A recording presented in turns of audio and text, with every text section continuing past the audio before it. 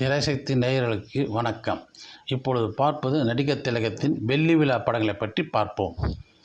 நடிகர் திலகம் முதல் படம் பராசக்தி. இந்த படம் வெள்ளி விழா படம் 1952 ரிலீஸ் ஆனது.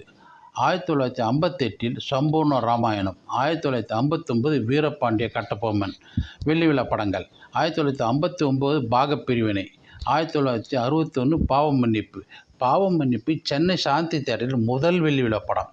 1961 பாசமலர் சென்னை சித்ரா தேட்டரில் 25 வாரங்கள் ஓடியது வெள்ளி விழா படம்.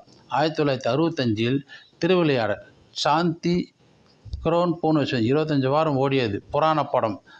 வெள்ளி விழா ஓடிய முதலும் கடைசியும் புராண படம் திருவிளையாடல் தான். 1972 பட்டிக்காடா பட்டணமா வெள்ளி விழா படம். 1972 வசந்த மாளிகை வெள்ளி விழா படம். இலங்கையில் 250 நாட்கள் மேல் ஓடியது. 1974 தங்கப்பதக்கம் சென்னை சாந்தி குரோன் பூனேஸ்வரி திருச்சி பிரபாத் 26 வாரங்கள் ஓடியது. 1976 உத்தமன் வெள்ளி விழா படம்.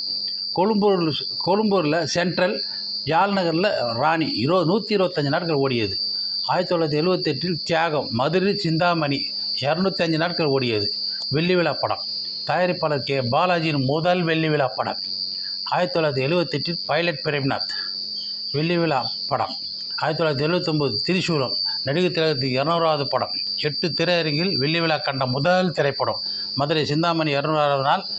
2 சாந்தி குரோன் பூனேஸ்வரி 175 நாட்கள். சேலம் ஓரியண்டல், கோவை கீதாலியா, திருச்சி பிரபா, வேலூர் அப்சரா 25 வாரங்கள் ஓடியது.